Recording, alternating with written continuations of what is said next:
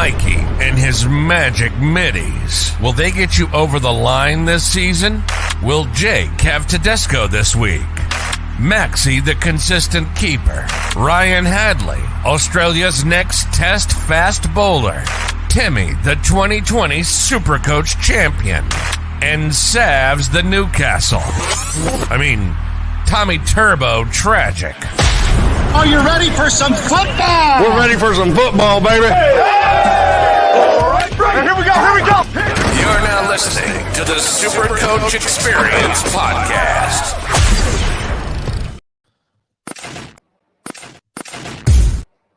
SuperCoach is now open, and we have been bombarded with questions and lots of different takes on trades and things like that.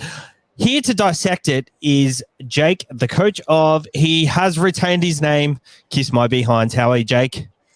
Yeah, good, mate. I guess early in the morning it was released. I'm sure you were up, Savs, at 12:01 to put your Tom Turbo team officially together. But yeah, it's time.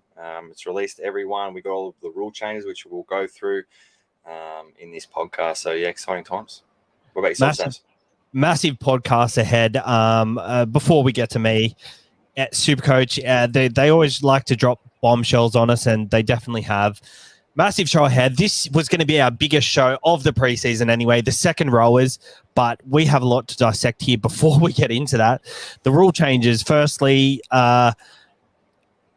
17 players in round 13, 16, and 19 is no longer going to be a tactic because even if you do have 17, only 13 of your top scoring players will be scored. What's your takeaway from that? I did kind of do a quick debrief on that yesterday and my thoughts on it, and I've had time to think about it as well. But what are your thoughts, and what were your initial thoughts compared to now?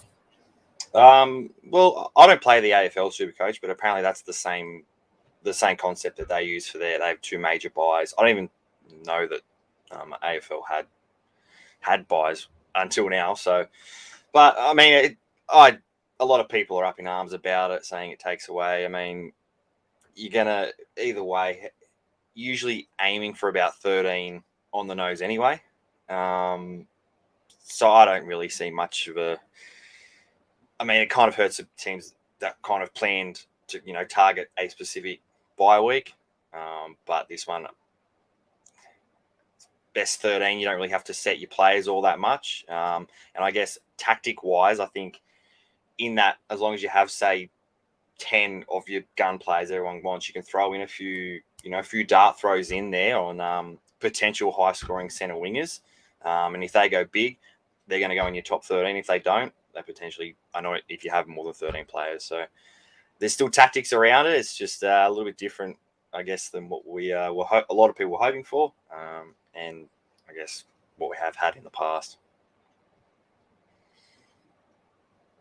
That's kind of what I like. I looked at it yesterday, and I think with these sorts of rule changes, you kind of got to, you can't really complain about it. You kind of got to look at where you can take advantage of it and how you're going to gain an advantage, because someone still has to win SuperCoach, and it's still going to be a hard feat. And I think that they definitely are keeping more people in the game by doing so. And I like that. I think it's a good medium for a lot of people, because what you don't realize is there's still a lot of buy planning to go into it. I think that in the major buy rounds in the seasons gone past, some rounds it's so chaos that 9 players is a decent total. So 13, it might sound like ridiculous, but are we really having 17 most weeks, most buy rounds anyway? I think even if you don't have 17 and you're close to it and you end up at 15 or something, there's still an advantage there, because if you've got a pod winger or a pod spine player that no one else has, and they go down injured in the first 5 minutes, that's a real advantage to you if you have more than 13. So personally, I wouldn't go aiming for more than 13 on purpose and wasting trades for it, but it is an advantage. Yeah, I mean, it can be, and I guess as the season kind of progresses, we'll know sort of what numbers you're sort of looking at depending on, I guess, who's playing and what cheapies sort of fall, lower price players, origin selection, that all sort of stuff. And I guess the thing is, everyone's under the same conditions, so it's not really benefiting anyone specifically. Like you said, someone has to win it, and we're all under the same rules. So, I'm excited for it. Throwing a bit of a spanner in the works, but no, I say bring it on. I think it's going to be a good challenge, and a lot of people, because years gone past, 11 players has kind of been a good number for some certain rounds. People are going to panic and be like, oh, I need 13 here because I can have 13. I think that's going to be the difference. People are going to panic when they don't need to during the buy round, and that could undo some people. It could really help them, to be honest. I think the rule change, whilst I would choose not to do it if there was a choice not to or to do it, but it's not the worst thing in the world. Like, I think it is kind of a good thing because it'll help us save trades during the year and things like that. Also, 46 trades, 5 boosts. Was it 42 trades last year with 5 boosts? Yeah, so we're up an extra 4. I guess I've kind of just said, an extra 2 rounds, 2 per round. There's an extra 4. So yeah, up to 46 from 42. Keep the same amount of boosts. So just a few extra trades to burn through early on, Savs. Yeah, exactly. More trades, but I'll still go through them. I know a lot of people, especially Matty Perso, I saw him complaining that it was too many. But 1, there is 2 more rounds than there usually is. And 2, there's more buys. There's a buy every week. So people are going to be using more trades every week just based on this person has a buy. So I'll trade them out because they're near their max and, I've got no one else to trade out. So I think there's going to be a lot more trades that are burned early on. And I think they've nailed it just about. Yeah, I mean, last year it seemed all right. They added the boost last year and the amount of trades seemed pretty good. And I guess adding 4, I think it's an all right number. I think potentially it's a little bit too more because I guess towards the end, the last 2 rounds when you think about it, you don't really need 4 trades if we're basing it on, say, last year. But I guess every team having a buy and extra, not so much as the big buys, but you also got, I think, a couple of mini buys sort of in there where there's like 4 teams or 3 or 5 having buys in between. So, yeah, I can understand the number. And yet again, we're all using the same amount of trades. Just use them smartly. Exactly. The app has opened up and there's a number of new features on there. One feature in particular that I do like, player ownerships is there, and you can also filter. That's for gold. It's for gold only. Just gold only, obviously. Gold feature only. Player ownerships are still there, but you can filter between owned by top 1%, top 5%. Adam Jarushi is out of the job, but I feel like Adam Jarushi's stats are very specific to top 100, top 50. Top 1% is like top 1,000. So I think Adam Jarushi's stats probably going to even be less than that because you look at it. If we've got 100. Well, there's usually about 1,500 teams. So yeah, I guess if you want to filter in even further than that, then you've got Adam Jarushi's page to go through all that data. But again, it's all data, and I guess the big thing will be, as the season progresses, you get a lot of the phantom teams, which is sort of, or they're not so good teams that are kind of trading every 3 weeks that aren't as serious as us nutcases are. That you kind of don't really want to know their data or their trades in when you're making your decisions. So it's a good thing. I think they had in the BBL this year, and that was kind of a thing that I've always gone to sort of see what other people are doing. Speaking of BBL, you're doing all right, aren't you? I am. I'm up to 42nd. There's not really any chance of me winning anything of significant, but having an all right round. This is the final round, so I'm going all right. Hopefully, make up a few more ranks and get an all right rank. I've had a shocker of a year, and I'm still coming. I'm coming 3,000th. Could have been a lot better than that. This week, I toyed with the idea of getting rid of Matt Short. He got a duck. I didn't. I ended up captaining him. So he's just got a duck. So hopefully he can get some wickets. I got Tom Rogers in, though. So it was kind of when Tom Rogers got the wicket, I was kind of, that's a pretty fun format that's finishing up this week. So hopefully a lot of super coaches can focus solely on the NRL. Firstly, before we move on to anything else, overall group 990684. That's going to be our overall group code. We don't know what the prizes are yet, but to be eligible, you have to have rated the SuperCoach experience on iTunes or Spotify 5 stars and leave a rating there. That helps us out. Helps us out on the charts. Currently, we're at like 66 at the moment for sport. So we've been up there for a week or so. So I'm pretty happy with that. We should climb the ranks as the NRL season heats up, surely. Exactly. It feels like it's bye week where it's like SuperCoach season. So there's a lot more listeners. So it's like the time to make the big jump. So yeah, 100%. If you've listened and you appreciate the content, we would appreciate if you could leave 5 stars. And to be eligible for a prize in that overall group, you will have to show a screenshot of you leaving a rating. Even if it's a 1-star rating, I don't even care. Just leave a rating. I don't care. But we will organize some prizes for that. I'm sure SuperCoach Champion Rings will get on board again. They always send us some every year. And then we'll have a look at see what else we can do. Jake, second rowers. This Sorry, is massive. so one thing before we move on to second rowers, in 20-man leagues, normal leagues, not privately created, set up, and under a different format. There won't be any actually games or head-to-head games during the buys, during the 3 major buys, which I thought it's a pretty big change. I don't like that. I don't like it. Yeah, I didn't really like it either. I guess they took those ones out to sort of make it. Yeah, well, yeah, majority of the time it is for me as well. But I think they've done that so it's even in the comp. Otherwise, there would be, say, 3 teams that would verse twice instead of once, which could potentially, if you're versing the worst team in the comp twice, then you're at an advantage. Yeah. So I can see why they've done that. And obviously they've chosen there because... I don't hate it in that aspect. And it also starts in round 1, doesn't it? Yes, it does. Instead of round 3. So that is also something to note. You got to start hot from the get-go. I like that. I like starting in round 1 because I think it rewards people for getting their side right. And I hate how, you start well, you do all right, you're doing better than everyone, and you're not versing anyone. I like how you're versing someone from week 1. I like it. The changes I think it's positive. I give it 8 out of 10 for the changes.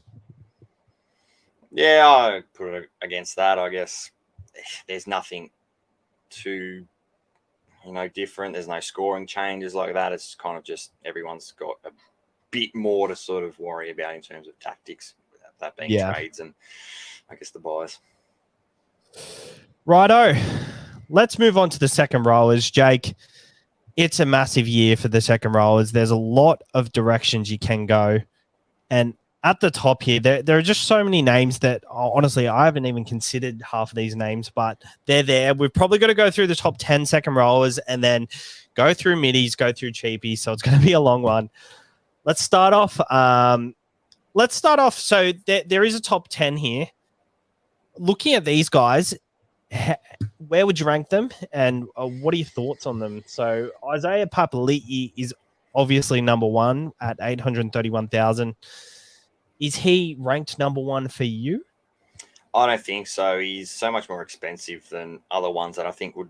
I mean, he's lost his front row eligibility, which I think is probably the big one that's going to be a big line through him for a lot of people. Also at the Tigers, where I'm sure he'll still do a lot. He's a busy player, but I think he'll. He's not going to run into as many attacking stats as he did when he was outside, the Parramatta Eels back line. So, I think he's going to be probably not really owned by a lot of teams at the start. I think you're better off saving a lot more money and going a Cam Murray and Angus Crichton, those sort of players that probably outscoring, especially to begin with. Inside this top 10, who would you rank number 1? Let's go 1, 2, 3, and why? I don't know in any order, but the top 3 would be Cam Murray, Angus Crichton, and David Fafita. I think are the top 3. I think Cam Murray, does it every single year. He's so consistent. Angus Crichton, the Roosters have a good start of the draw, although they have the bye in round 4. But again, the versus Dolphins, Warriors first 2 games, and the Roosters could put on quite a score in both those, and he could get some tagging stats. And I guess Dave Fafita, he was a much expensive second row forward last year, at the start of last year, had a bit of an off season. So, I mean, you got to think he's going to have a better season than he did last year. How funny is it? Dave Fafita had a quiet season, but on the other side of the park, Beau Fermor had a breakout season and was the better second rower apparently, but ends up $1,000 short of Dave Fafita coming in at number 11. It's crazy, just the potential of Dave Fafita. And I like the news that Tanner Boyd is starting at 7. I think he only averaged 66 in the rounds where Tanner Boyd played number 7. However, that was his average for the season, whereas there was games in the start of the season where he averaged well below that, and the games that he averaged well above that can't even that out. So I like that there's consistency there alongside Tanner Boyd. Yeah, I mean, there's not much of, I guess, a sample size, and there's always the talk that he played, was it Cooper Park or whatever their junior club was together. But I mean, they're still the Titans. They're not exactly going to be a force to be reckoned with in the NRL. So there's always the doubt in it. But if he can do what he did 2 years ago, I guess the big thing last year was he was playing 40 minutes in some games. So if we can get, Dave Fafita playing almost, the full game, which if he's standing out there not doing much, surely you can play 80 minutes. So, yeah, I think he's, in terms of all the premium options, he's definitely the most owned. What's he at? I think 22% at the moment. Cam Murray's 17%. So those two are leading the way in terms of the premium options that people are targeting. Cameron Murray, 749,000. What tactic are you taking, Jake? Are you going the 1 premium and then the rest are middies, or are you going 2 premiums, 3 premiums? What kind of approach are you taking? Yeah, I mean, at the moment it's kind of 1 premium and then a bunch of middies. I think there's a lot of value in the middies. I would like 2, but I'd rather have more money in me halves and fullback than getting an extra second rower, where I think a midi does a better job than a midi halfback or 5'8". I agree. I think in my side personally, I can't see myself without Dave Fafita. I think the value is there. He's a premium option at a cut price, and you have a look just above him, Isaiah Yeo. Yes, he's super consistent, but he's just meat and potatoes. He doesn't have that ceiling. That's what he's priced at, because that's what his value is. I think Madison's quite similar. Angus Crichton, he's a gun, but in my opinion, I've started with Angus Crichton a lot, and he's burned me because he starts so slow. So I don't know if that's going to be the case again. I'm hoping maybe the Roosters do start a bit quicker, but it's the same story so long with the World Cup. And them only coming back to preseason. I think I'm off Angus Crichton for now, but I do want to start with Fafita's a non-negotiable. Cameron Murray, I want to try and fit in my side. I do have him in my side at the moment, actually. Yes, they have a tough draw in the first opening rounds. I think they got Melbourne, Penrith. But then again, I don't think it matters who Cam Murray's versing. He's going to get and that's what I was about to say. Draw, I think regardless. the tougher draw really suits Murray. More work for him to do. I think he probably scores more attacking stats in them better games because it's not getting out wide as easily. So, yeah, they're the two I really like in the top 10. Number 3, Sean Lane, 724,000. The Eels play all 3 major buys. I know that there's this thing about the buys, but I'm not going to worry sort of about that instantly. We've got 13 rounds to get our buy teams together, and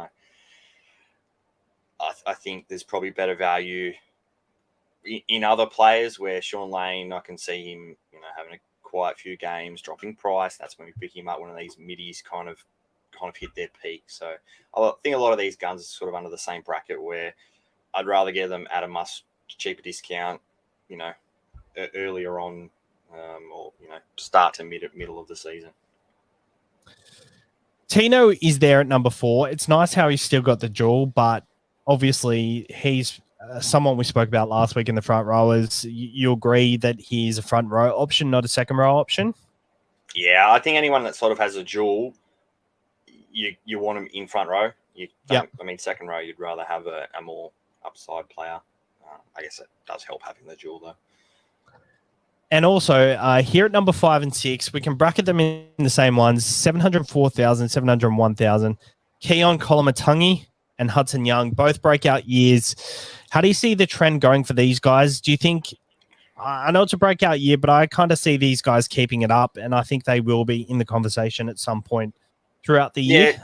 Yeah, sort of like the other players that I mentioned with, I think they're sort of one of the same bracket where you can pick them up at points, pod move it up. But personally, I'm going elsewhere, especially with Keon Kolomatangi. I think he needs attacking stats. Like you said, Souths have a toughish draw. Hudson Young, career year last year. So, I mean, potentially. But, yeah, so sort of the price ranges and how a lot of teams will be set up with the buys. You kind of need to spend money in your key positions. And having 3 reserves in your second row, I don't think is a really key position. Last year, Kolomatangi actually, I'm pretty sure he scored a ton against Melbourne. I don't know if a tough draw is really a thing for him. I think he really, when he got up against Clemmer that time, he was really he loves a challenge, in my opinion. But he didn't warm till later in the season. Do you see that happening again for him? Do you think it's going to take some time for him to get going again? I think so. I mean, he was kind of a attack stat dependent last year, as a lot of your edge forwards are. So I think, I mean, I'm happy to wait on him. A lot of people started with him last year when he was wasn't quite at this gun price. He did start slow last year and then came into it later on. So like a lot of these premium price options, I'm happy to go somewhere else. It's Toko on YouTube. Second row seems like the money-making position. Don't like the thought of a cheap centre wing this year. I 100% agree with this statement. It seems like a money-making position. There is a lot of value. We're going to get to it. But, Jake, do you see value in, starting, a Fafita and then the rest mid-ranges so you're able to build up your centre wing? Yep, 100%. I agree with this Toko here. That's sort of how I've shaped my team at the moment. I've got a lot of middies that I think can make a lot of money. And I guess not going a cheapie, going, say, a midi, the bridge to a gun isn't as much, so and won't take as long. So that's why I think they're pretty good. Moving on, there's a very extensive list here. We go from Homoli to Jason Tamalolo, and all of these players were pretty much relevant at one point last year. Number 19 there, John Bateman, 622,000. He's not even in the country yet. He's having problems with his visa. A lot of people, I have seen him in a lot of sides. He is valued at a 59 average. Obviously, we know he can do better than that. But knowing the news that he's not even in the country yet, does that sway you by any chance? Yeah, I mean, if he was in the country in training, I was going to be really keen on him. I think he's definitely undervalued. Any player that comes in that has footwork, has an offload, tackle busting, is gold for SuperCoach, and he has all that. A lot of people say that he was, a bit ordinary in England the last couple of seasons. I don't think he was that bad. I know he's a little bit older. I guess the problem is, when is he going to get here? Is he going to be, not so much match fit, but I guess match ready. But also Tigers ready, as in the system, knowing everything of what they're doing. So there's a few things that he might be coming in and starting playing lock. Which, if that's the case, I probably wouldn't be touching him. I'd rather I'm in the edge. He could come back, late start. He might be starting off the bench, which would be good for us if he later on gets a starting spot when he drops any price. But yeah, he's definitely wait and see what happens with his visa situation. Surely it gets sorted. I mean, he's played here before, so working visa should be fine. That's true. I didn't. I was going to bring that up. The fact he's playing lock, looking like he's going to be in lock. Maybe that's just a rumor because he's not here yet. So someone's got to train on that edge, and maybe they've seen Blore there, and they're like, "What's going on here?" So, yeah, I don't know what's going on there, but Lock, do you like him there? Oh, I think he's definitely a wait and see in my opinion, just because the price is a bit much for me. Yeah, I'd probably only get him at edge. I'd lock forward. You're locked into a bit of meat and potato stuff, where I think he might be a bit of a ball playing one. I know last year they were playing like Hastings was there, Joe O was there, where they kind of were a ball playing lock. Rather than just a card it up, we play the balls like a Cam Murray. So, yeah, he's definitely a weight. And I think a lot of them in this bracket are sort of ones that they're awkward price. I think Pat Carrigan is an interesting one. Yeah. Potentially, I mean, he finished the season off quite well. He was playing big minutes. He's kind of their leader one of the leaders of their pretty sure he was suspended for most of the season last year, but and he started injured, I think. What's this, round 27? Is this? No, that's upcoming fixture. Let's go to 2022. So 2022 obviously did not play, but look at them, 82, 55, 42, 77, 40, 75. I guess minutes is the one. What minutes is he getting? He's getting 60 minutes. Like he got 43 minutes one game, but 70 minutes in these games. So he's a big minute forward. 80 minutes in round 25. So they needed him in round 25. I don't see him getting 80 minutes all the time, but he's got the motor to do it. And if Payne Haas isn't playing, obviously they're signed to Powell, which is a bit awkward for it. But I like the minutes he plays, and I don't know if he has the upside, but yeah, he's another meat and potatoes player. But his base is so good that you'll take that base every week, and you'd prefer him to, have a try every 6 rounds, 7 rounds, and you take that over attacking upside second roll because he's scoring 60, 70 every week. Yeah, I guess the floor is a lot higher. It is. I do like him. I wouldn't start with him myself. Olukwatu Nanai, I mean, I didn't really want to go through every single player, but it seems like a lot of players in this top kind of echelon they're all relevant to some extent. And then there's Kickout as well. Any of these three you're interested in at whether it's now or at some point? I think Nanai, the Cowboys had a very good start to the draw. They kind of don't play a bye till forever. So I know I didn't really want to mention buys with Sean Lane, but I think Nanai has that attacking upside. I know sort of in patches he was a bit slow, a bit lazy, but I think the Cowboys are going to be just as good as they were last year. So I think he's going to – can he score 20 tries again? Probably not, but I think the attacking points, he's definitely one of their weapons, especially on that right-hand side. So I think he's one to look at. Not for me, though. At sort of an awkward price again, like the rest of them around him, where I'd rather spend a little bit more and get a Fafita that's proven year on year, who I think's potentially undervalued. He went on an absolute tear, didn't he? Like from round 8, 59, 50, 63, 91, 75, 77, 70, 104, 158, and then after everyone got him in after that 158, he just got nothing. He stopped scoring tries. Obviously because he was shut down. So maybe, do you think? This is a question I just want to throw at you without caution. Easy draws. Are people targeting easy draws to start the season? Do you think it's a bit overrated? Just because I think every side has improved, and is an easy draw such thing?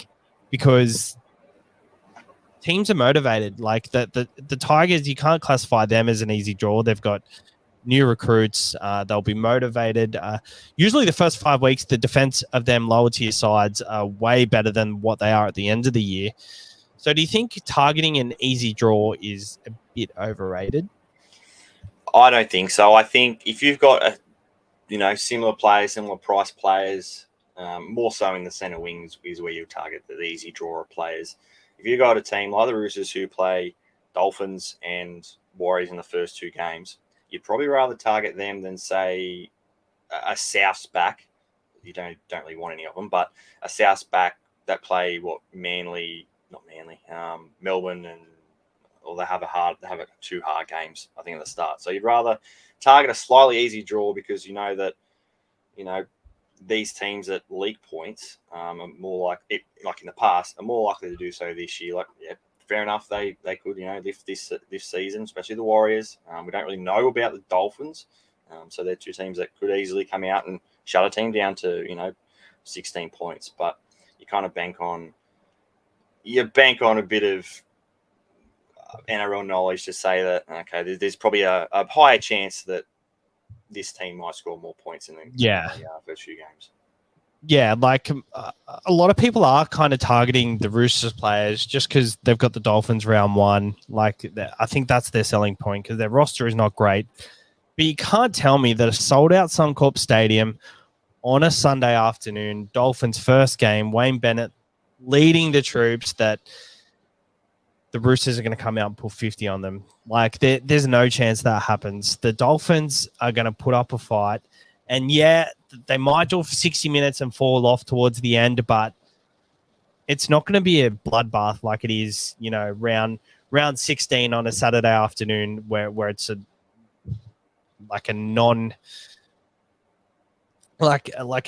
doesn't mean anything, these games, whereas this does. This is the Dolphins' debut for the NRL. This will be looked back in highlights for a long time. Yeah, I guess it's a fair point. I guess we won't really know until we get a bit of trial form under our belts to see where teams are at. And then even then, like you said, the big occasions, surely teams get up for it. 100%. Guys, there is a lot of questions coming through. There's a lot of suggestions for certain players, but we haven't got to them yet, so I'm not going to bring them up just yet. Obviously, you all know who they are, so I'll bring the question up when we do talk about them. So let's go down the list. This section is not really relevant, but we did have someone mentioned before. They wanted Warriors players, and it was Santa Claus. Got to have Warrior in there. It's Tohu or Curran. We've got Curran here at 568,000.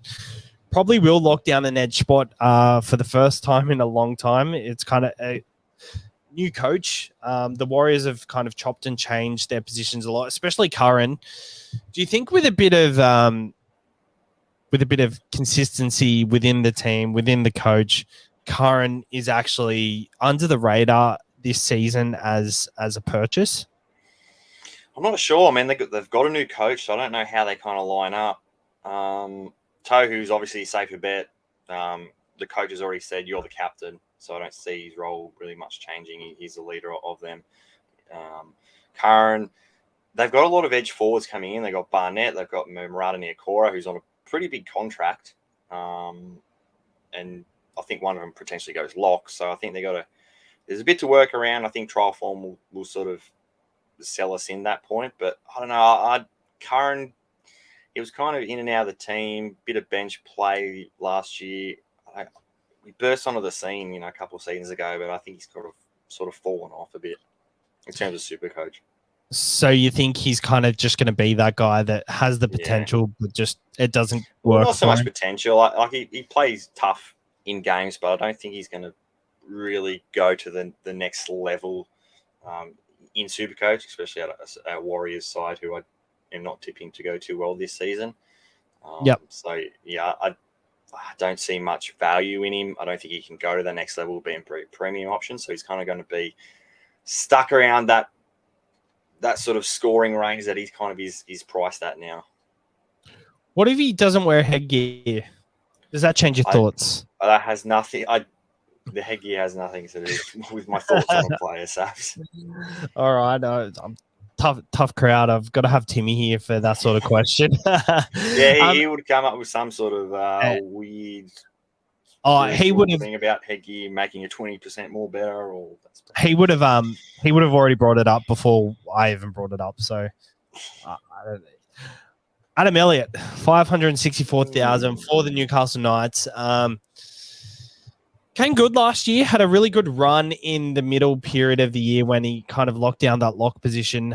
I don't know what Adam O'Brien's going to do, whether he's actually going to start at lock, but that middle period, 104, 57, 52, 45, 99, 92, 80, 77, 57, 66, 51, 62, and then towards the end of the year, a couple 30s, couple 58s. But the minutes were always there.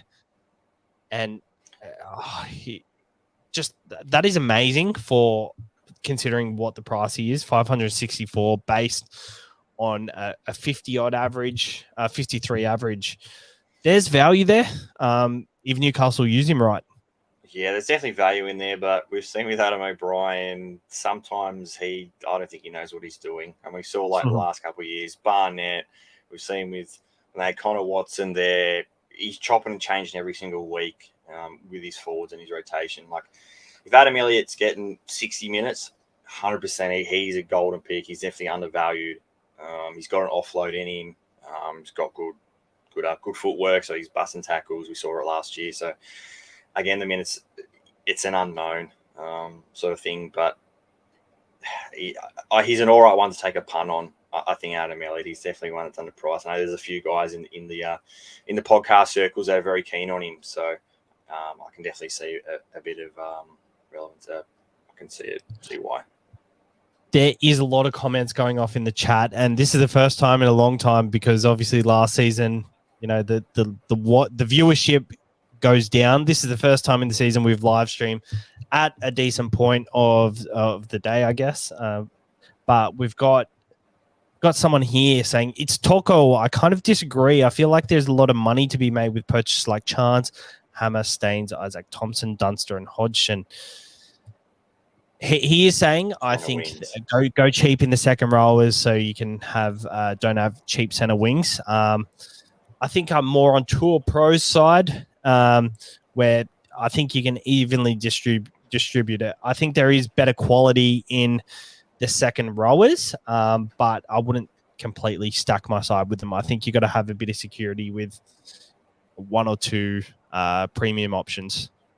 Yeah, I think we're both under the same opinions there. I think you need a bit of balance, especially with buys, teams having buys, and there's a couple of good teams having early buys, which kind of affect that. You need a bit of depth as well. So I think, I don't think going cheap in just one. I think you need to pick value where there is value, and where do you think their value is. Whether there's a lot of value in center wings in cheaper options, and there's a lot of value in the second rows for cheaper options. I agree. Moving on to at an average of 52 with a price of 550, Luciano Leilua, another preseason under his belt with the Cowboys. We don't know what's going on here with his. He's in a bit of trouble. Yeah, he's in a bit of trouble. Leiluas, they know how to get out of trouble. They know how to get themselves in trouble, don't they? Or do they? Is it like the opposite where they have no idea what they're doing? But yeah, I don't know what the chance. It looks like there's a chance he might not play till May. That's what I'm hearing. There's a lot of unknown with these sort of cases. So I'm happy just to sort of leave him until more's known. But I guess the thing is, like you're about to probably say, Savs, if he's there playing round one, they've got no Nanai till middle of the year, so he's definitely locked into that edge spot. Lukey as well. Yeah, Lukey. Sorry. Yeah, I think so. I think I'd be, if I knew 100% he was playing and he was all in, he'd be in my side in a heartbeat. I'd find the money for him and have him as a third option, but it's just a bit of unknown with him, and I'm just happy to leave him out because I don't think he's going to hurt you by not having him. But if he doesn't start the season, I think we'll go to someone here who I think will benefit. The Goz. Is he going to be relevant this year at 246,000? There is a lot of second row cheapies available, and the Goz is one who might benefit from this. Yeah, I think he's a very average football player, and I've always said it. My mates always, every time the Goz does something good, they're always making sure to mention it to me, but I think he's pretty bang average. Yeah.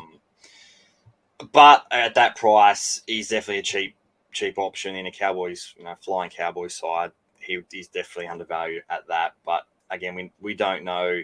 They have Mitch Dunn, I think, returning from injury. I don't think they really have any other back rowers, so it's sort of an unknown. But if one of these cheap options like a Goz comes along, then I think it's going to be hard to not pass, especially if other cheaper second row options don't get a start.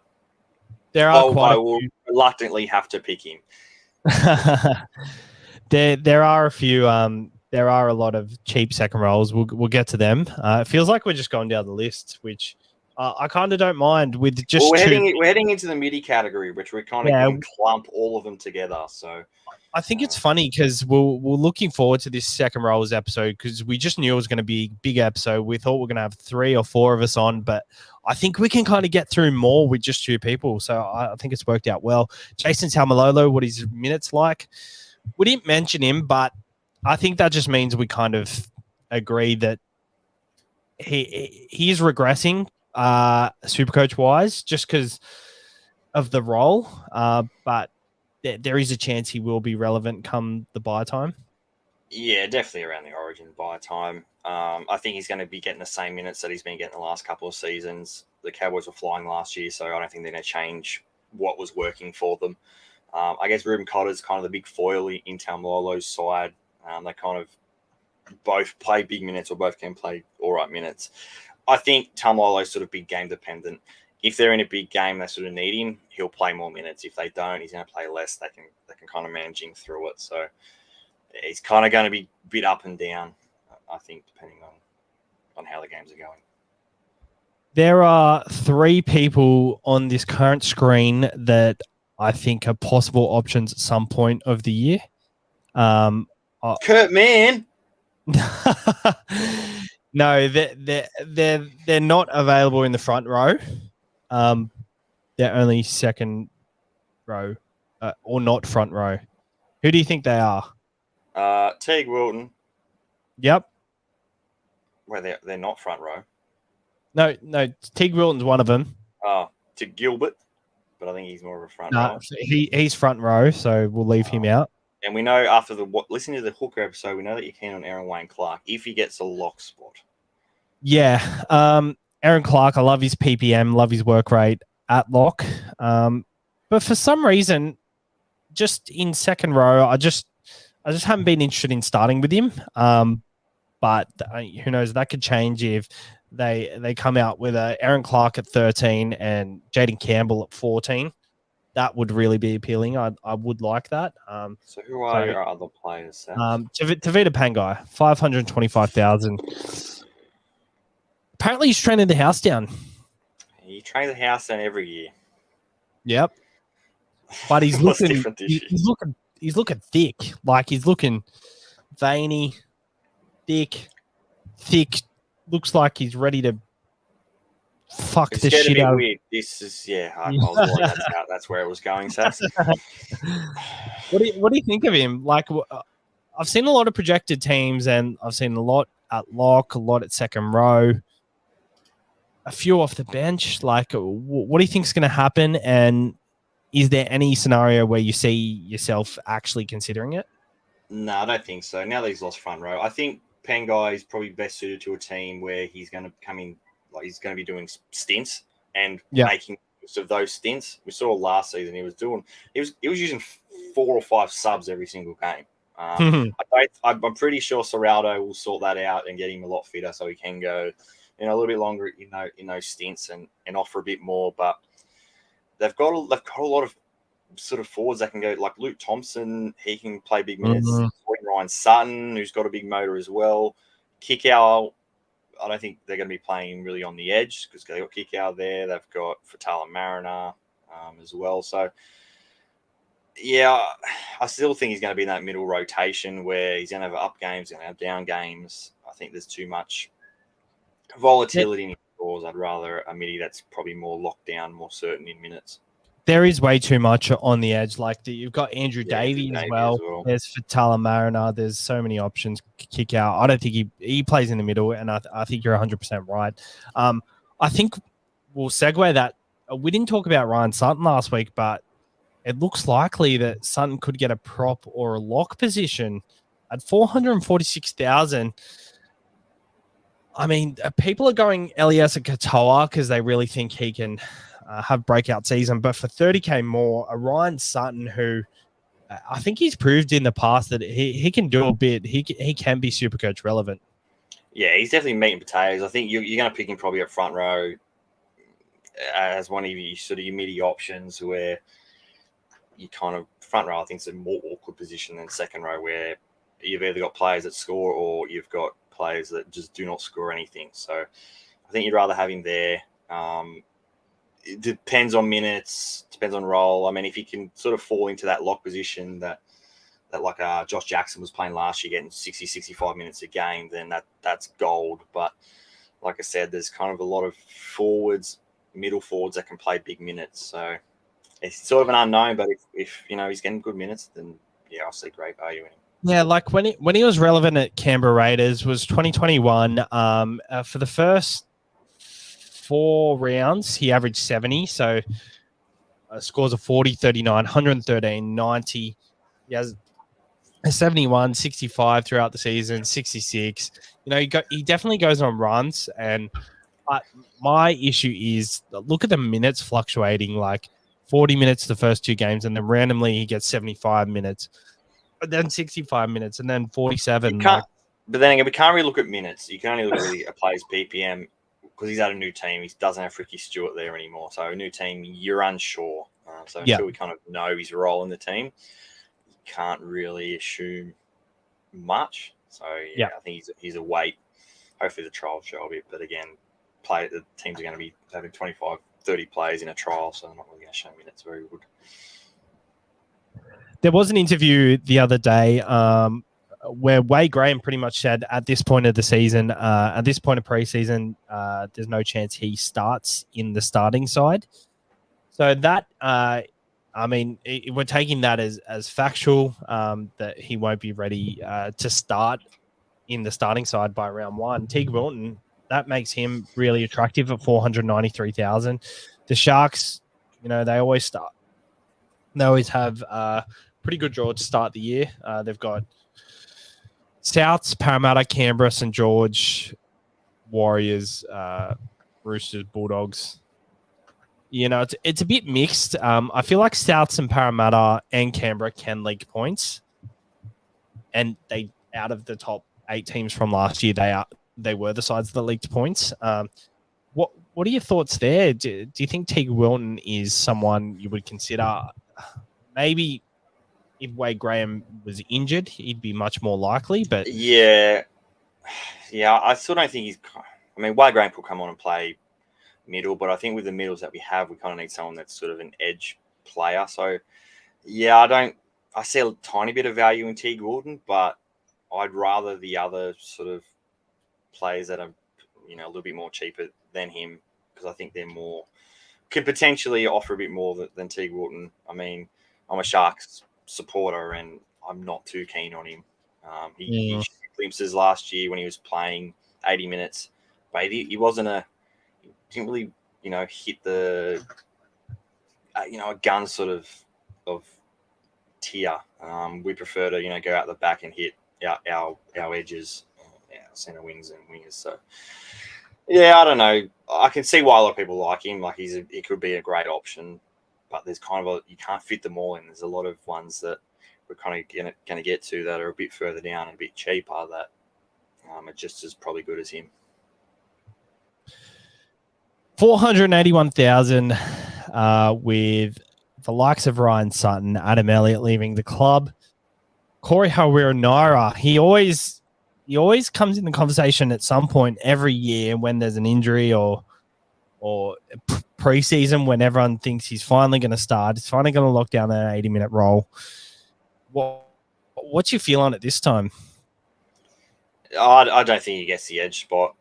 I still think Elliot Whitehead. I know Adam Elliott's gone. I think Corey Horsburgh or someone else will probably fill in there. I think he's still going to come on and play, maybe 50 minutes. But you really want him playing 80. He's shown in the past what he can do, and we're kind of hoping that he comes in and and B's the 80-minute second rower. But I think he's more of a bench player to the Raiders, to Ricky. He's kind of not really consistent, and that's what Ricky kind of wants in his players, especially the ones that are playing big minutes. I like him. I think it purely depends on the start, and I know we always come back to it. Wait till TLT, but we're going to give our thoughts on it in case we don't get to it on the TLT day. We got a good comment here from Melissa Harris. Bulldogs too stacked for forward rotation. Surely all are irrelevant. Yeah, I have to agree to some extent. There's even a chance that they've got so much forwards that just kick our regress and potentially play a 70-minute role. I think he definitely regresses because he's gone from the of course team to the Bulldogs who haven't made the 8 for a while. So. Does he regress to a 70-minute role, which means his PPM will go down and his minutes will go down? So is that massive regression? Yeah, I think he's definitely overpriced. But I think the other ones, I mean, you're not paying real premium for them. But yeah, again, it's definitely wait and see. They got a lot of new players, the Bulldogs, so there's a lot of unknown in that, and they also have a new coach as well. So, and they got the whole Panther side. Got another question here from Neb. Everyone is playing Fafita. Could Kikau or Nanai be a better option? I think the reason everybody is so keen on Fafita is because unlike Kikau or Nanai, Fafita is actually one, he's higher in price, and two, his price is based on having a bad season, whereas Kikau and Nanai's is potentially the best scenario possible for them. Yeah, so I think we've seen what Fafita can do. We don't know if Kikau and Nanai have a better ceiling than that, if they have a better season in them than that. But we know Fafita, he just needs open space, and I think the fact that just needs ball. That's all he needs. He just needs ball and run right. Exactly. Now, Savs. Before.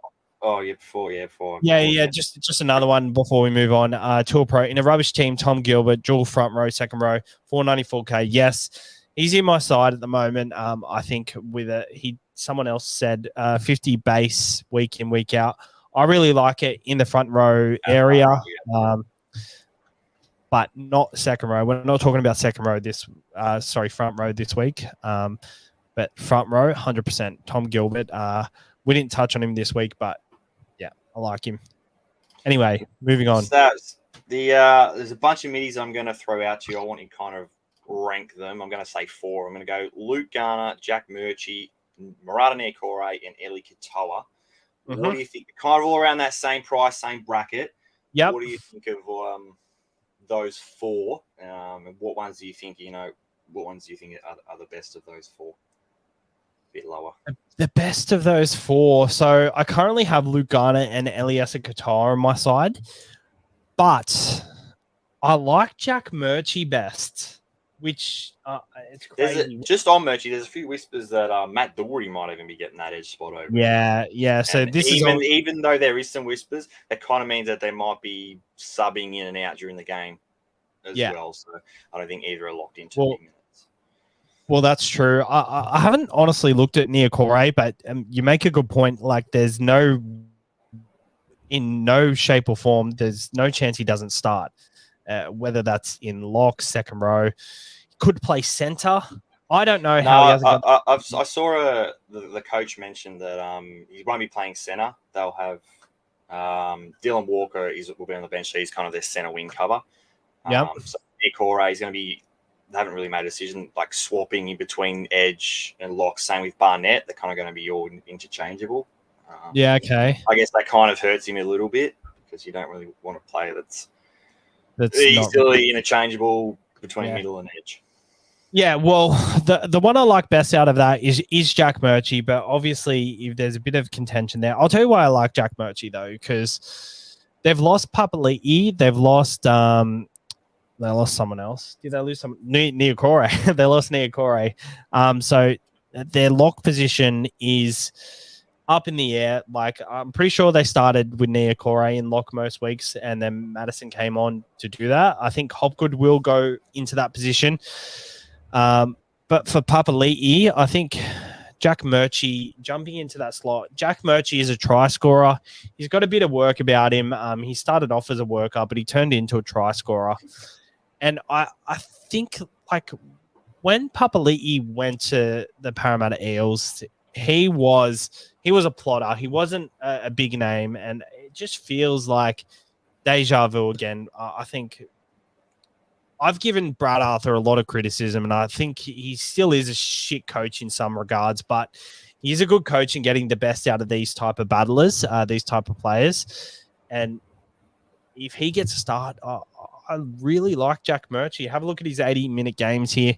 57, 43, 53, 32. That is not good reading, but yeah, when you say worker, I've watched him. He does not like running the ball. Maybe that could change going from Warriors to here. We saw the same thing with IPAP. He definitely picked up his involvement, so there's potential there. But yeah, he seems like a bit of a player that they have to go give him the ball rather than go and get it. Yeah, but did Papali'i really go looking for the ball? I think he was just his positional. Yeah, his positional. Oh, yeah. He was taking tough carries from kickoffs and going inside balls. Yeah. Anyway, I do like Jack Murchie. Nia Corey, I'm not keen on him in that role, but Luke Garner and Eliesa Katoa, I think they've been in my side all preseason. Do you think there's too much hype over Luke Garner? Like, do you think he's probably too over owned at the moment? Like, I feel. I mean, if he's going to be locked down to the starting edge spot in the Penrith Panthers, even if they move Liam Martin to the left and he's over to the right, he's going to fall into that many tries. I mean, he was scoring tries for the Tigers pretty much on his own back. So he's a good player. The only thing, I guess, is if they decide to go with Zach Hosking, they've also signed him. Doesn't have many NRL games, so I think they go Garner. So, yeah, I can definitely see why he's so highly owned. Just going in a team that's going to score plenty of points. I think because, like, the way they used kick out last year was early ball. He bent the line and then he offloaded, and then Taylor May scored in the corner every time. Or he went through himself and passed on the inside to Luai or went himself. I think having Garner there is going to benefit Isaac Tago a lot. I think the fact that he's one of the best hole runners in the comp, Luke Garner. They're going to put him through for a lot, but they're also going to go out the back a lot, and that means Tago's going to get early ball now instead of kick out. I think that's going to spell well for Tago. Yeah, I agree. Their structure may change of how they set up because frequently they had big kicks playing centre for the majority of their backline plays. Yeah. And this could also mean a positive for Luai because Luai was just giving early ball and then kick out would run the 10 meters. And then by then, Luai really got nothing for it. Whereas now I think Luai gets a chance to have a step or two and maybe put Luke Garner into the hole. So I think bounce back year for Luai, a bounce back year for Isaac Tago, even though he pretty much had a breakout season last year. Moving on here, Eliesa Katoa, 411,000. Now, what are your thoughts? Who do you rank? Yeah, I think Garner's definitely the top one. I'm off Murchie. I don't really rate him. I think Eli Katoa. I think the big one is who's going to get the edge spot for Melbourne. There's two up for grabs. I think Eli Katoa's looks like he might be getting one. They've got, I think Tarek Sim's going to play middle, so I don't think he's going to get one of the spots. They've got that Chan. They've got Trent Liero. They've played Tom Eisenhuth there before, so I think two spots up for grabs for him. I think Eli Katoa is probably the most expensive second row option out of all the ones that could play edge. So if you need a bit more cash, you can save a bit and go whatever the other second row is potentially going to be, which could be Liero, could be Chan, could be maybe even Howarth. Beside Melbourne, not really a team that kind of, blood in a rookie straight away. So I think he's going to be waiting a little bit. But yeah, I'm not. It's going to be interesting in the trials. We sort of get a feel of who's got those spots, but those are definitely key spots to potentially base your second row around. I have a feeling. Row spot. Yeah, I have a feeling with Howarth, they were just using him last year to get some reps under his belt because obviously as a young guy, he hasn't been able to back up the season against men. So I think they really wanted to go full season with him against men. If he gets named on the bench to start round 1, will you start with him at the price, 200,000? At bottom dollar, yeah, he'll probably go in one of me bench second row spots. I think he might still have dual. So yeah, bottom dollar. If he's even a bench player, that could potentially, or he's one injury away from starting. So yeah, I think he's a player you will start if he is anywhere near that starting side. We've got 2 questions here. Why is no one talking about Kelma Tuolangi should start back row in a new team, 80 minutes off DCE worth thought. He's not going to be off DCE. I think he'll be on the other. No, he'll be on the other side. He'll be off no look past Schuster, so I can't wait for that combination. Yeah, Schuster. But who knows? That could be better because DC is very good with Olakuatu, but they have their combination. But with Kieran Foran gone, Schuster will play on that left side. Does it mean DC does get his hands more on the ball on both sides of the field? That could be an option, but I don't know. I just honestly, Kelma Tuolangi, I can't really bring myself to think of him. 426,000. You can kind of put him in there, but I don't think he showed enough last year consistently that he's a super coach gun, unless he's going to be scoring plenty of tries, which I don't think he's really going to be doing on as a left back rower outside Schuster, who's much prefers to, hit out the outside or go himself. So, I mean, he could surprise. But last season, he spent majority of the season bloody HIA. So, yeah, hopefully he's knocking out a bit and all his injuries. But I don't see. Well, Savs, you've tipped him to win the comp, Manly, so surely that means Kelma Tuolangi is going to be good. Oh, he's going to be the second rower of the year, but I wouldn't start with him for Supercoach. He'll definitely be one of the second rowers of the year, alongside Olakuatu. Lachlan Harris, Savs, can we please get a bit of chat about Nat Butcher on the Roosters' right edge? Dolphins first up. It's a dream. He's the guy you can turn Cam Murray into in the first 3 rounds. I have seen a bit of chat about Nat Butcher. Obviously, with Tupanua tip not to start, he's going to have that 80-minute role, 580,000. I got to tell you, I like Nat Butcher better than Angus Crichton, whilst I think the Roosters 120K less. I was all over Nat Butcher, sort of to begin with, but I'm looking at my stuff. Yeah. I've got a lot of Roosters in there, which means I kind of need to cover for round 4. So I'm like, maybe I can. Yep. But yeah, Nat Butcher at the end of last year, he was on fire. I know he scored 4 or 5 tries in one game against the Tigers, but attack wise, the Roosters I think will be good. And yeah, I think he's a great option. To be fair, at 580K as potentially second rower. There's a good chance that he ends up back in my side. I think Tupanua maybe middle of the season or like round 8-ish. Yeah, maybe he was the one tipped for May. There's a lot of players who are injured and not coming back till late in the season. So, yeah, he's still a while away.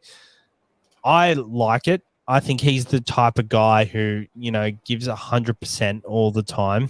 And I think even if the Roosters are kind of easing into the season and he's going to be one guy that is going to come out all guns blazing. I could be wrong. It's just kind of a feeling I have. We're down to the cheapies, Jake. Yes, we've gone through. We've got through a lot of them. Jermaine Hopgood. I think the question here. Yeah, you're a big fan of Hopgood. Didn't really get much of a chance at Penrith. What do you think? I like him. I think he's got the base. I think he can honestly pump out a 1.2 to 1.4 ppm. It'll just be the minutes, and I think he's going to get the minutes. I think they're potentially going to carry a bench utility, so that'll mean good for him. Jacob Arthur will probably be the utility. I think he's going to get 50 minutes, which I like. I think the big one's going to be Ryan Madison's suspension, whatever that happens with that. I know he wanted to get suspended because he didn't want to pay. Now he wants to pay. Yeah. I think he's obviously the one that's going to hurt Hopgood's minutes. Because I think even if Madison doesn't start, he's going to come on and play 60, 65 minutes where Hopgood's going to be then involved in your rotation with Campbell Gillard and Junior Paulo. But it's definitely underpriced at what he is, 300K. There's definitely some upside in him. And I saw him at the shops at Penrith the other day, so I think it was a sign. It was a sign. He was with his mum. He was with his mum. Did he look like the rest of the Parramatta Eels players that look like they're all on peptides? No, like actually, Madison and Hodgson? Yeah, Hodgson. No, he actually looks really obviously he's solid, but he looks like he's wearing a big shirt, so looked a bit smaller than I expected. He's got a bit of mongrel about him. He's a dog. He's a dog. There you go. He's a dog. I'm really excited for him. And I think it was a sign. I'm going to play him in round 1. And is that your plan? You're going to play him? I don't know about playing. He's potentially a reserve option. But if he's starting lock, he's probably going to be one of my NPRs for the. Yeah. Okay. There are a lot of cheapies we can talk about here. So I'm going to fire off a couple just here. We've got Jackson to Pine if he starts at 13. Tyron Peachy, who will come off the bench, 289,000. Tom Eisenhuth, 279,000. Potentially. Jack Hetherington, you probably want him in your front row. Yeah, front row. Jack Williams, second row for the Sharks. Yeah, he's recovered from the injury. He's more used in the middle for the Sharks. It will just depend on our forward bench makeup. I mean, a couple of years ago, he was all right. There's a tiny bit of value in there, but there's not going to be anything substantial. Yeah, I think it's definitely a wait and see. But with these front row forwards, you don't really want to be wasting trades on getting a cheapie to another cheapie in the front row just to make 50K maybe. Just got to see how he goes because a couple of years ago, I was massive on him. I was huge on Jack Williams. I loved him. We've also got Ray Stone. He's very popular. He's not in my side at the moment. I'm not keen. He's not in my side either. He's not. I mean, he's a hard worker, but he's not really a super coach point scoring hard worker. Kind of just does the little things that don't kind of get points rewarded. Make tackles, have some runs. He's not like he's busting tackles. So I don't think big minutes are on. If anything, he's going to be coming off the bench. With confirmation, Tom Gilbert is going to be the lock. Yeah. I think that puts a line through him. He was playing 30 minutes off the bench at Parramatta and averaging 25. That game where he scored that winning try against Melbourne, he played 25 minutes, only scored 42. So I know the appeal is there, but I don't think there's much upside. I think he might get a few more minutes, but he's pretty much got the same role as he had at Parramatta at the Dolphins. Yeah, I mean, potentially maybe an uptick of 5-ish minutes, but yeah, I'm with you, Saz. I don't see the appeal. There is a few people in the comments saying this one name in particular, and I better bring it up because I am very keen on this guy, Trey Mooney, 234,000. He is a smoky to get the lock position. If he doesn't, he will play off the bench. I think if their 13 doesn't work out straight away, he's going to play 13 at some point in the season. I think he's a massive talent. And he's only going to help the Canberra Raiders progress into just keep progressing. They've got a lot of juniors there, and they kind of poach the right juniors, I think. Like they got to Tapane a long time ago.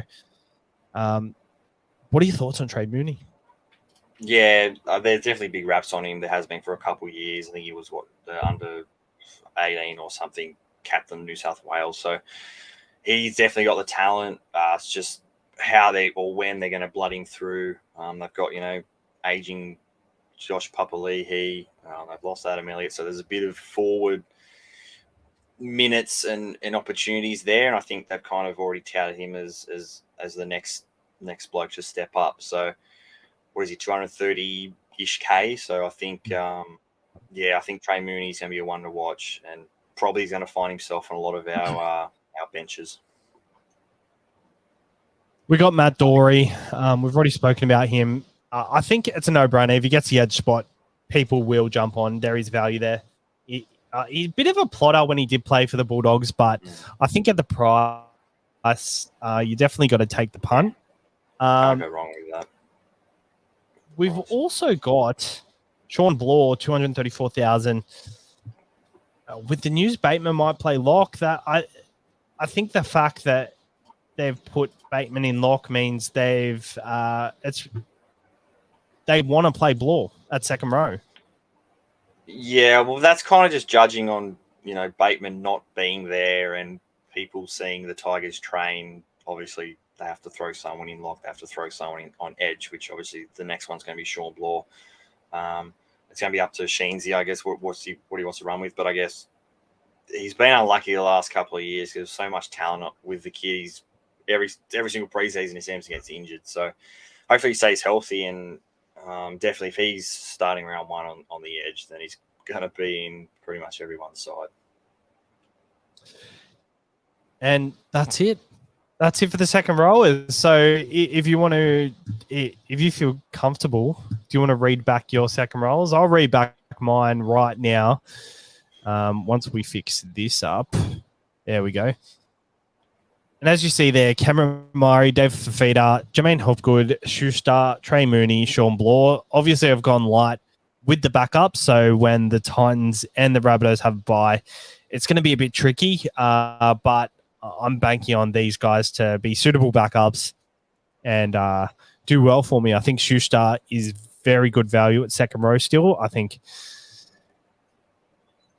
fair enough if you have him in your 5'8", but I've decided to go elsewhere with my 5'8s. What are your thoughts on that, and which way have you gone? Yeah, I'm preferring Schuster as second row. I think you kind of need, I'm not going to say better players, but like more proven options, players that you're going to get a lot out of as your backups in your halves. I've sort of said that all along, and with these buys, I think you kind of need that. But yeah, I think you've got the two premiums there and then cheapies everywhere else. I think it's kind of, especially that third position, you're kind of cheapy dependent, but you've spent money elsewhere. So I can understand with it. And I think that, again, the potentially change, if Mooney's not there, if Bloor's not there, then you're going to find someone else. So yeah, I think it's all right. I mean, there could be a Goz, there could be a... Yeah, whoever falls in there, Dewey or whatever. But I think a lot of teams probably aren't doing two gun second rowers.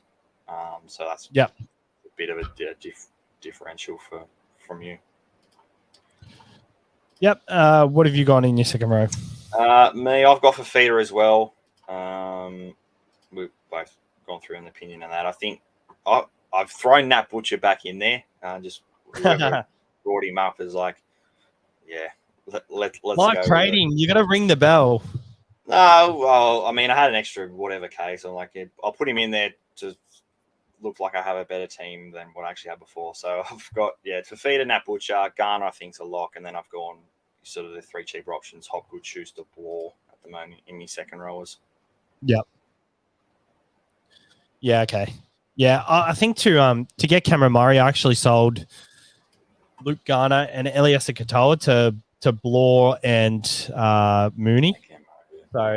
So I actually kind of like that layout better because, as you see, my reserves are like my gun fullback, my gun 5'8" and halfback, and my backup hooker. So I think, it's going to be really buy dependent as well. Like when players have buys, you really got to think of that backup. Like you can't just have a strong 17 to start off anymore because you've got to have decent depth that you're willing to play. You can't just have nuffs and things like that. And there's also probably a good chance that by round one, all of those players will probably be different for both of us. So 100%. That's the love of Supercoach. It was a shame Mikey wasn't here because I know he was frothing it to bits about all the second rows. It's usually his favourite position. Oh, he loves the Magic Middies. Hopefully we can just get his thoughts on a couple of Magic Middies next time he comes on. But it was a great episode. We were able to get through a lot of second rows, which we haven't done for a long time. Last year's second row episode was the worst episode we've ever done. It was where me, Timmy, and Ryan got absolutely piss-faced at Panthers, and there was the cricket in the background, all the music going on in the background. So I'm glad we kind of made a redemption this year for the second rowers, and we actually went through in depth, said our thoughts, and I think there's a lot of options this year, and I think there's a lot of value there for you to go cheap if you want to, or there's a lot of value in the higher price players as well. Yeah, there's definitely, like we've sort of gone through, there's definitely different ways you can kind of structure your team, which is it's exciting. And I guess we went through the rules as well in this episode at the start, so we definitely got through a lot, I guess, with SuperCoach being launched early this morning. Well, we did. So we'll see you guys next Tuesday. Thank you for tuning in for the second rollers. Next week we'll do the halves, and then trials are not far away at all. So I'm sure early Feb. So we've got 2 weeks. 2 weeks. So I guess we'll do halves next week. We'll bloody have to punch out a couple more positional episodes before the trials even happen. But maybe that'll be bonus. We don't know. But cheers, guys, for tuning in. Make sure to join our overall group. I said that at the start of the episode. If you didn't hear it, it is 990684. And Savs will post that on our page as well. I will eventually. I'm a bit busy this week, so I'll do it when I can. I'll have free time. To do it. But cheers, guys, for tuning in. We'll see you next week. Have a good one.